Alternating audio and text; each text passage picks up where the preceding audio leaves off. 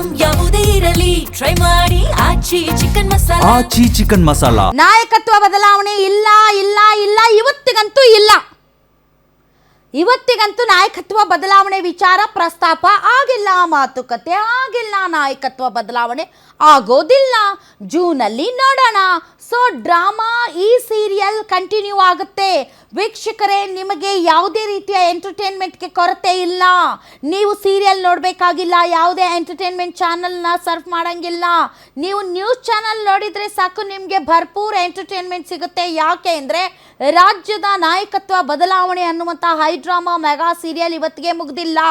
ಅದನ್ನು ಇನ್ನೂ ಒಂದಿಷ್ಟು ದಿನ ಓಡಿಸೋಣ ಅಂತ ಹೈಕಮಾಂಡ್ ತೀರ್ಮಾನ ಮಾಡಿರೋದ್ರಿಂದ ನಿಮಗೆ ಎಂಟರ್ಟೈನ್ಮೆಂಟ್ ಫಿಕ್ಸ್ ಫಿಕ್ಸ್ ಫಿಕ್ಸ್. ಹಾಗಾದರೆ ಡೆಲ್ಲಿಯಲ್ಲಿ ಏನಾಯಿತು? ಬರ್ತಾ ಇದೆ ಬ್ರೇಕಿಂಗ್ ನ್ಯೂಸ್.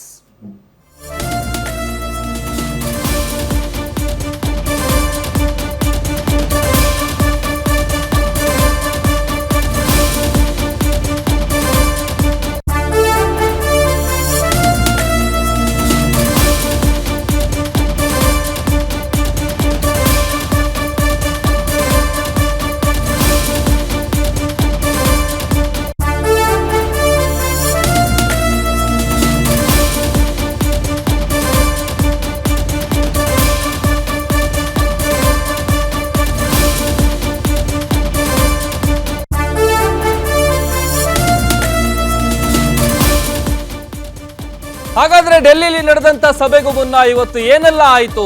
ಹೈಕಮಾಂಡ್ ಸರಣಿ ಸಭೆಗೂ ಮುನ್ನ ಪ್ರಿಯಾಂಕಾ ದಿಢೀರ್ ಅಂತ ಎಂಟ್ರಿ ಕೊಡ್ತಾರೆ. ನಾಯಕತ್ವದ ಫೈಟ್ಗೆ ಎಂಟ್ರಿ ಕೊಟ್ಟು ಟ್ವಿಸ್ಟ್ ಅನ್ನ ಕೊಟ್ಟಿದ್ದಾರೆ ಪ್ರಿಯಾಂಕಾ ಅವರು.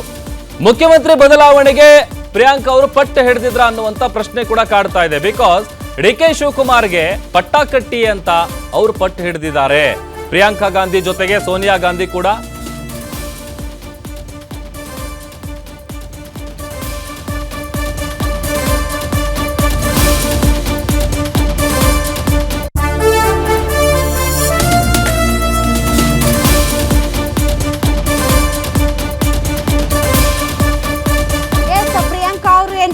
ಸೋನಿಯಾ ಗಾಂಧಿ ಅವರು ಎಂಟ್ರಿ ಆದ್ರು, ಯಾರು ಎಂಟ್ರಿ ಆದ್ರೂ ಕೂಡ ಯಾವುದೇ ರೀತಿಯಾದಂಥ ಇತ್ಯರ್ಥಕ್ಕೆ ಬರೋದಕ್ಕೆ ಸಾಧ್ಯ ಆಗಿಲ್ಲ. ಹೈಕಮಾಂಡ್ ಮತ್ತಷ್ಟು ಈ ವಿಚಾರವನ್ನ ಕಗ್ಗಂಟಾಗಿಯೇ ಉಳಿಸಿಕೊಂಡಿದೆ. 5.5 ಗಂಟೆಗಳ ಕಾಲ ನಡೆಯಿತು ಮ್ಯಾರಥಾನ್ ಮೀಟಿಂಗ್. ಮೀಟಿಂಗ್ ಮೇಲೆ ಮೀಟಿಂಗ್ ಮಾಡಿದ್ರು, ನೋ ಡಿಸಿಷನ್. ದೆಹಲಿಯ ಇಂದಿರಾ ಗಾಂಧಿ ಭವನದಲ್ಲಿ ಸರಣಿ ಸಭೆಗಳು ನಡೆಯಿತು. ಬೆಳಿಗ್ಗೆ ಸರಿಯಾಗಿ 11:30 ಆರಂಭವಾದಂತಹ ಮೀಟಿಂಗ್ ಸಂಜೆ 5:45 ಕೂಡ ನಡೆಯಿತು. ಮೊದಲಿಗೆ ಕೆ.ಸಿ. ವೇಣುಗೋಪಾಲ್, ರಣದೀಪ್ ಸುರ್ಜೇವಾಲಾ, ರಾಹುಲ್ ಗಾಂಧಿ, ಮಲ್ಲಿಕಾರ್ಜುನ್ ಖರ್ಗೆ ಹೀಗೆ ಒಬ್ಬರಾದ್ಮೇಲೆ ಒಬ್ರು ಮಹತ್ವದ ಮಾತುಕತೆ ನಡೆಸಿದ್ರು. ಬಳಿಕ ಸಿದ್ದರಾಮಯ್ಯ ಡಿ.ಕೆ. ಶಿವಕುಮಾರ್ ಜೊತೆ 4 ಸಭೆ ನಡೆಸಿ ಇಬ್ಬರ ಅಭಿಪ್ರಾಯ ಸಂಗ್ರಹಿಸಿದ್ರು. ತದನಂತರ ಮತ್ತೆ ಪ್ರತ್ಯೇಕವಾಗಿ 1-to-1 ಮೀಟಿಂಗ್ ಮಾಡಿದ್ರು. ಮತ್ತೆ ಹೈಕಮಾಂಡ್ ಕುಳಿತು ಒಂದು ಮೀಟಿಂಗ್ ಅನ್ನ ಮಾಡ್ತು. ಒಂದ್ಸರಿ ಡಿ.ಕೆ. ಶಿವಕುಮಾರ್ ಅವರನ್ನು ಸಿದ್ದರಾಮಯ್ಯ ಅವರನ್ನು ಹೊರಗಿಟ್ಟು ಮೀಟಿಂಗ್ ಮಾಡಿದ್ರು. ಮಧ್ಯಾಹ್ನ ಸರಿಯಾಗಿ 1:30 ಮತ್ತೆ ಊಟಕ್ಕೆ ಹೋದ್ರು. ಊಟದಿಂದ ಬಂದ ಮೇಲೆ ಸೋನಿಯಾ ಗಾಂಧಿ ಅವ್ರ ಮನೆಗೆ ಹೋದ್ರು. ಅದಾದ್ಮೇಲೆ ಪ್ರಿಯಾಂಕಾ ಗಾಂಧಿ ಅವರ ಎಂಟ್ರಿ ಆಯಿತು. ಕೊನೆಗೆ ಮತ್ತೆ ಮೀಟಿಂಗ್ ಆಯಿತು. ಅಬ್ಬಬ್ಬಬ್ಬಬ್ಬಬ್ಬಬ್ಬಬ್ಬಬ್ಬ, ನಾನು ಮೊದಲಿಗೆ ಅನ್ನಲ್ಲ ಗುಡ್ಡ ಆಗದು ಇಲಿ ಹಿಡಿದ್ರು ಅಂತ. But that is not the story ಅದಲ್ಲ. ಮೀಟಿಂಗ್ ಮೇಲೆ ಮೀಟಿಂಗ್ ಮಾಡಿದ್ರು ಅನ್ನೋದು ಸ್ಟೋರಿ ಅಲ್ಲ. ಸ್ಟೋರಿ ಏನು ಅಂತಂದರೆ, ಇವತ್ತು ಕರೆದಿದ್ದು ಮುಖ್ಯಮಂತ್ರಿಗಳು ತುಂಬ ಹ್ಯಾಪಿಯಾಗಿ, ಹೌದು ನಾನು 2.5 ವರ್ಷದ ಹಿಂದೆ ಡಿ.ಕೆ. ಶಿವಕುಮಾರ್ ಅವರಿಗೆ ಹೇಳಿದ್ದೆ 2.5 ವರ್ಷ ಆದಮೇಲೆ ನಾನು ನನ್ನ ಪದವಿಯನ್ನು ನಿಮಗೆ ತ್ಯಾಗ ಮಾಡ್ತೀನಿ ಅಂತ.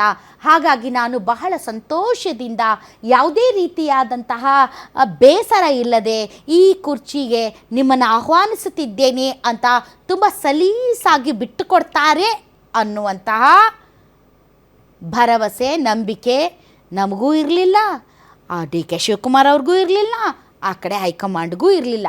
ಅದಕ್ಕೆ 3 ವರ್ಷ ಮುಂದೂಡಿದ್ರು ಇದನ್ನು. ಇವತ್ತು ಕರೆದ್ರು, ಒಂದು ಟ್ರೈ ಮಾಡೋಕ್ಕೆ ಪ್ರಯತ್ನ ಪಟ್ಟರು.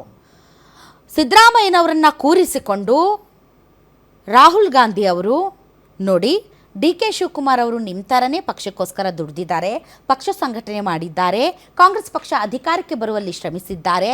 ನಾವು ಕೊಟ್ಟ ಮಾತಿನಂತೆ ನಡೆದುಕೊಳ್ಳಬೇಕಾಗಿದೆ. ಹಾಗಾಗಿ ಸಿದ್ದರಾಮಯ್ಯನವರೇ ನೀವೇನಂತೀರಾ? ಬೇರೆಯವರಾದರೆ ನೀವಿಳಿರಿ ಅವ್ರು ಬರ್ರಿ ಅಂತ ಹೇಳ್ತಿದ್ರು.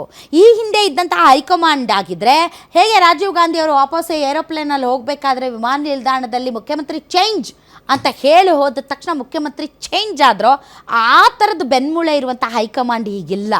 ಹೈಕಮಾಂಡ್ ಈಗ ತುಂಬ ಲೋ ಕಮಾಂಡ್ ಆಗಿದೆ. ಯಾಕೆ ಅಂದರೆ ಸಾಲು ಸಾಲು ಸೋಲುಗಳು ರಾಹುಲ್ ಗಾಂಧಿಯವರನ್ನು ಕೂಡ ಒಂದು ಸ್ವಲ್ಪ ವೀಕ್ ಮಾಡಿದೆ. ಹಾಗಾಗಿ ಇರುವಂಥ ರಾಜ್ಯವನ್ನು ಕಳೆದುಕೊಳ್ಳುವಂತಹ ಯಾವುದೇ ಕೆಟ್ಟ ಡಿಸಿಷನ್ ರಾಹುಲ್ ಗಾಂಧಿ ತೆಗೆದುಕೊಳ್ಳುವಂತೆ ಇಲ್ಲ. ಅಥವಾ ನನ್ನದೇ ನಡಿಬೇಕು, ನಾನೇ ಕಾಂಗ್ರೆಸ್ಗೆ ಯುವರಾಜ, ನಾನು ತಗೊಂಡಿದ್ದೆ ಡಿಸಿಷನ್ ಫೈನಲ್ ಅಂತ ಸಾರಾಸಗಟಾಗಿ ನಿರ್ಧಾರ ತೆಗೆದುಕೊಂಡು ಮುಂದಿನ ದಿನಗಳಲ್ಲಿ ಬರಬಹುದಾದಂಥ ಪರಿಣಾಮಗಳನ್ನು ಎದುರಿಸುವಂಥ ಸಿಚುವೇಶನಲ್ಲಿ ರಾಹುಲ್ ಗಾಂಧಿಯವರು ಇಲ್ಲ. ಹೀಗಾಗಿ ಸಿದ್ದರಾಮಯ್ಯನವರ ಮೇಲೆ ಹೈಕಮಾಂಡ್ ಕಮಾಂಡ್ ಮಾಡಿ ನೀವು ಹೇಳಿರಿ ಅವ್ರು ಬರ್ತಾರೆ ಅಂತ ಹೇಳೋ ಥರ ಇಲ್ಲ. ಮತ್ತು ಸಿದ್ದರಾಮಯ್ಯನವರು ಹೇಳಿಸಿಕೊಳ್ಳುವ ರೀತಿಯ ಒಬ್ಬ ನಾಯಕರಲ್ಲ, ಅವರು ಒಬ್ಬ ಮಾಸ್ ಲೀಡರ್.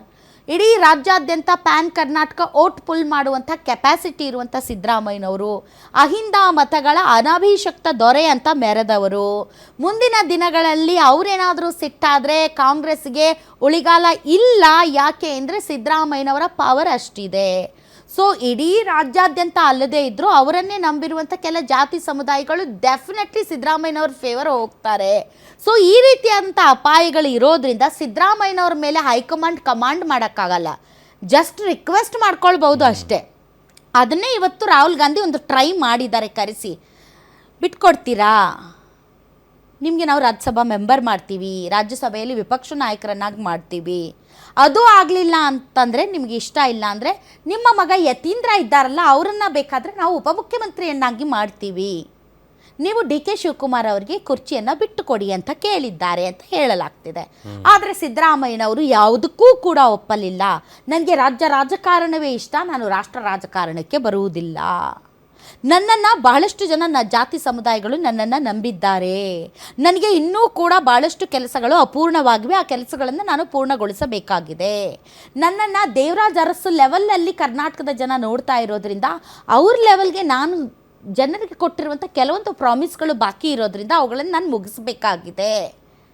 ನಾನು ಅಧಿಕಾರಕ್ಕೆ ಅಂಟಿಕೊಂಡು ಕುಳಿತುಕೊಳ್ಳೋನಲ್ಲ, ಆದರೆ ನನಗೊಂದು ಸ್ವಲ್ಪ ಕಮಿಟ್ಮೆಂಟ್ ಇದೆ ಟುವರ್ಡ್ಸ್ ಪೀಪಲ್, ಅದನ್ನು ನಾನು ಮುಗಿಸ್ಬೇಕಾಗಿದೆ.